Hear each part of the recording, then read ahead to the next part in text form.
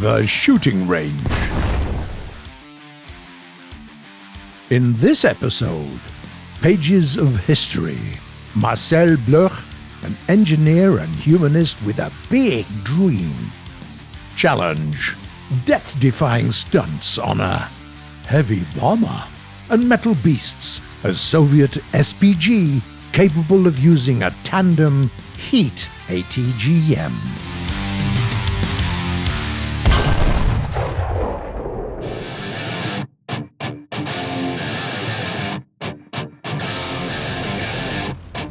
Right now, the Shturm-S tank destroyer is the top SPG in the Soviet tech tree. Like its predecessors, it packs quite a punch and can fight both ground and air targets. It also has a very low profile, enabling a stealthy approach to gameplay and leaving you out of harm's way. Your main means of taking care of enemies is your ATGM launcher, located on your roof that elevates from -5 degrees to 15 degrees and can turn 85 degrees to the left and right. It also only takes 10 seconds to reload. The vehicle comes with anti-ballistic armor that consists mainly of plates that are 7mm or 14mm thick. Your missiles are stored in the rear and take almost all the space there. The engine is situated in the middle, while the commander, the driver, and the transmission are all in the front.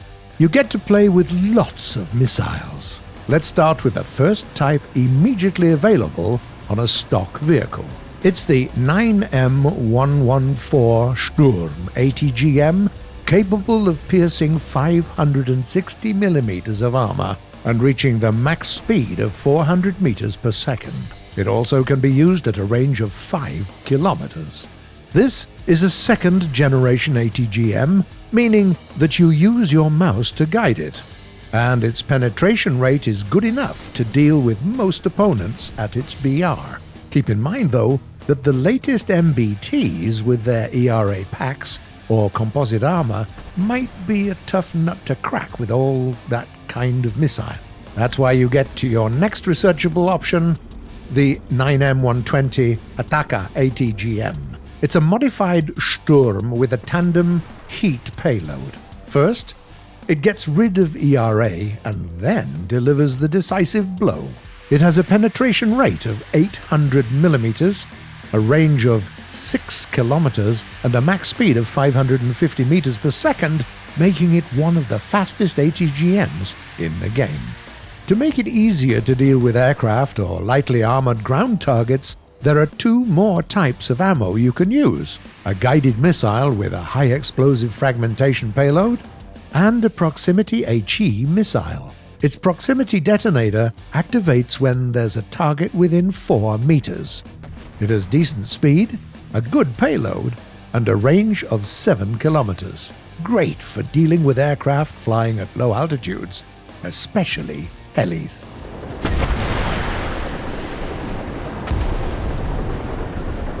Another big advantage of this tank destroyer is its low profile.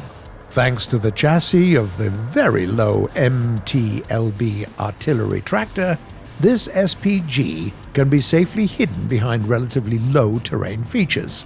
At the same time, the fact that your launcher sits right on your roof and there is no protruding turret means that you can be extra sneaky, firing your missiles off while staying hidden from the enemy's eyes. Under ideal conditions, this tank destroyer can reach the speed of 62 kph and is capable of going 10 kph in reverse. Nothing to sneeze at. It's a tank destroyer we're talking about after all. Take into account, though, that the launcher can't fire missiles if you're driving too fast, and then it still needs some time to deploy. On the other hand, our former artillery tractor can swim, and at a speed that permits shooting. On a vehicle like that, staying away from enemy fire is of paramount importance, and not just because you have next to no armor and your crew is tightly packed. Don't forget that there are 12 missiles stored in the hull, and that's a lot of TNT. Basically, almost any stray shell, even a bullet, hitting your rack will turn your vehicle into a very pretty ball of flame.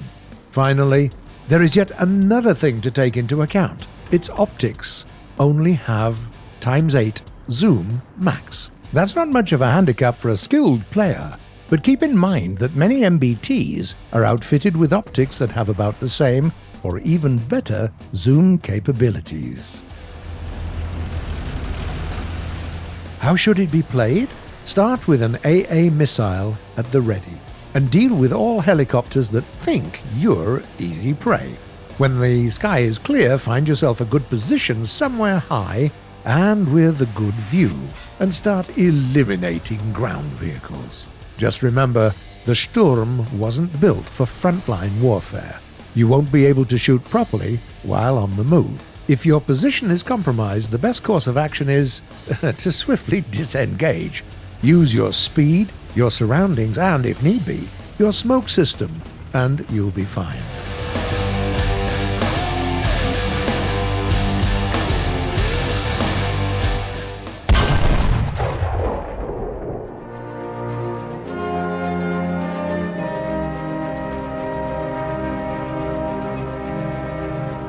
Marcel Bloch didn't want to design military aircraft. He was a scholar, a humanist, a man who dreamt of the world where aircraft were just a tool of peace. While other aircraft designers were ready to kill each other for a lucrative military contract, Bloch steered clear away from them. Building mass-produced murder machines simply seemed unethical to him. Instead, he built search and rescue aircraft and mail planes, and created the world's first flying hospital, outfitted with the most modern equipment. While the Nazi drums were already beating in neighboring Germany, and after the infamous Nuremberg laws were published in 1935, there was a wave of Jewish refugees coming to France from Germany. And that made the aircraft designer realize that after Germans had finished with the Jews inside their own country, they would come to France to finish what they had started. And Bloch started to work on a design for a fighter, the future protector of the French skies. While the whole world, following in the steps of Messerschmitt, was mad about inline engines, Marcel Bloch was keen on working with radial engines. Why? Well, to put it simply, he believed that all technical limitations of a 14-cylinder Star engine could be overcome, and then it would easily beat an inline engine with its finicky liquid cooling. Also, Bloch was keenly aware that Hispano-Suiza wouldn't be able to produce enough inline engines, while there were literally thousands of Gnome Rhone waiting in storage for their time to shine. The first model of the MB-150, made in 1938, wasn't up to snuff yet. It was somewhat unwieldy and wasn't fast enough. The reason for that was very simple. That was the first fighter aircraft Bloch and his team had ever built. That wasn't the best situation to find himself in. Other aircraft designers wouldn't help him. He was their competitor, after all. Government officials were openly mocking his efforts. Monsieur Bloch, everyone knows that a fighter is simply not meant to use a radial engine. Then the French aircraft industry was nationalized, and Bloch's design was deemed unnecessary. Did it stop him? Nope. He continued to improve the design. For example, he made a point of placing the engine-propeller combination a bit to the side of the roll axis. Why? Because different models of Gnome Rhone engines could have left-hand rotation or right-hand rotation, and Bloch wanted to design his fighter in a way so that it could use either of them. What if you need to replace the engine ASAP, but only had an engine with a different type of rotation? No problem. Just install it on the other engine mount. Not very aesthetically pleasing, yes, but it worked. Iteration after iteration, the design became more streamlined, more optimized. The MB-151 and the MB-152 were already passed into service. The military finally started to realize the aircraft's potential. You just had to polish the design a bit, make it perfect, and work on the controls a bit. In 1939, Marcel Bloch and his team produced the MB-155, the last production variant of Bloch's aircraft. Also the fastest, the most reliable, with most firepower. Bloch was already working on an MB-157 and the radically different MB-700, but then Nazi Germany happened, and then the war was over for France. Nazis were suitably impressed by the designs of that French Jew. Even the legendary Kurt Tank was just considering building an aircraft of this type. It was very convenient for the Nazis that the creator of those designs was now in their hands. But Bloch refused to cooperate. He was beaten, he was threatened, starved of food and sleep, but he didn't break. Realizing that it was impossible to make the engineer work for the Reich, the Nazis sent him to Buchenwald. In his robe with a yellow star, Marcel Bloch didn't know that he was no longer alone. There were already other designers building new, exciting aircraft with radial engines. In the Union, there was Polikarpov with his I-180, and across the pond the majestic Corsair was already warming up its powerful 18-cylinder engine. Marcel Bloch learned about them 3 years later. After he was liberated in 1945, he went back to creating aircraft. Soon, his company became the #1 manufacturer for the French Air Force. The military finally recognized his ideas for what they were, the work of a genius mind.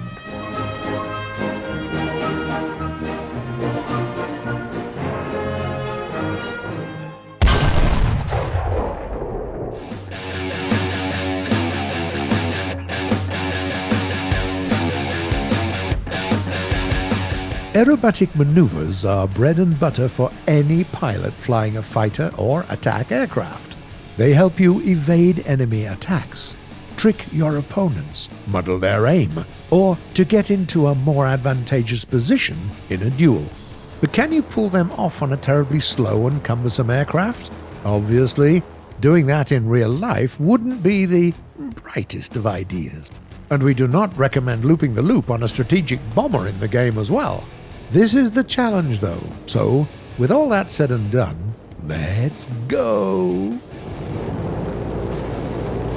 Let's kick it off with something simple, a maneuver that every fighter does on a regular basis. We want to gain in altitude along with a change of heading, or simply put, a combat turn. Easy. Even a heavy bomber does that without any problems. Now, let's try a roll. We're going in a roll. We're doing it. We're doing it. Oh, we're doing it painfully slowly. But it's done. Moving on. Split S. The maneuver consists of a half roll and a half loop going downwards. Let's cut some speed first so that we don't go into a flutter as we finish the maneuver.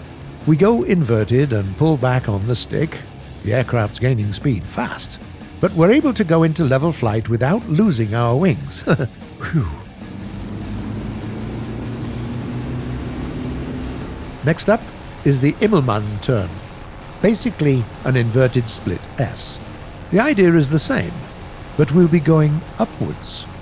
We'll obviously need some speed for that, so first we gain some speed and only then yank the stick back.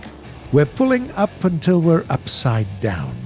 Then extend the flaps so that we don't stall and uninvert the plane. Now, okay, it's done. Now it's time for a good old hammerhead. The idea is to enter a near vertical climb until you almost stall, and once you reach the top of the climb, make a 180-degree turn with your rudder. Let's try to pull it off.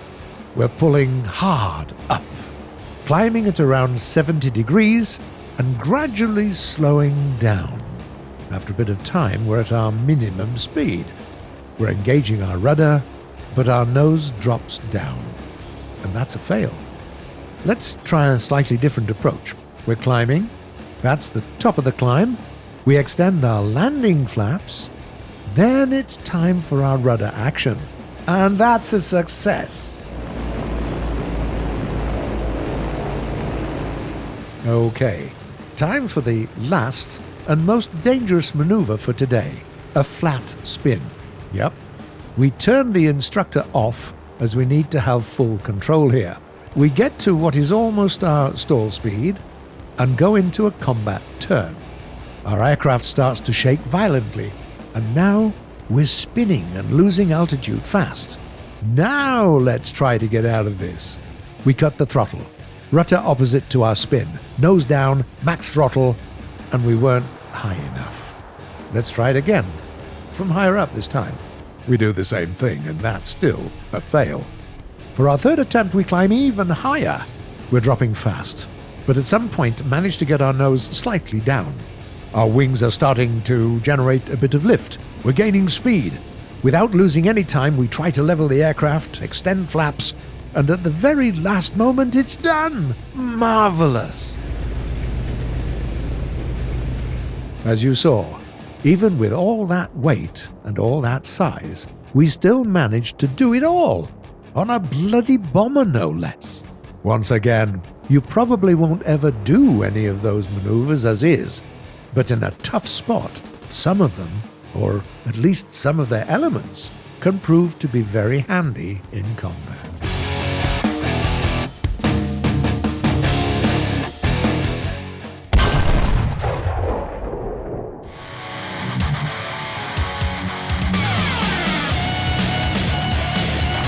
The first question was sent by Stephen Jodouin.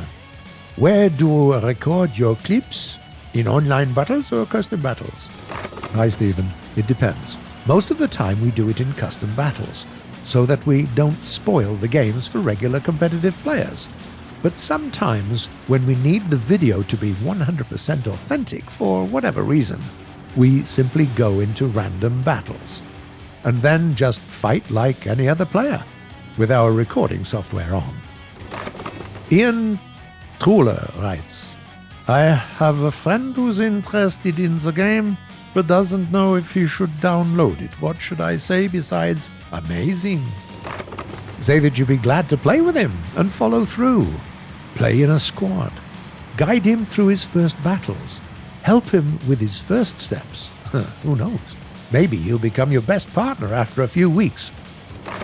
A user called Keda asks, what is the reason that War Thunder is getting more and more modern tanks?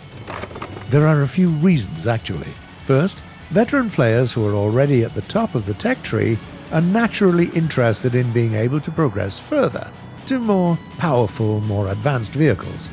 Secondly, we believe that modern vehicles are just as interesting as the ones of the World War II era. Technical progress gave engineers a lot of amazing technologies and gadgets to play with, and they make for a very interesting addition to the game mechanics-wise. Then there is this question from Chaidemer. Hope we pronounced it correctly. Is there a way to make little descriptions about the tank, plane, ship, etc. under its characteristics, or somewhere where it be easy to access? Most vehicles have an information button in the drop-down menu. If you click on that, you'll be redirected to a wiki page dedicated to that vehicle.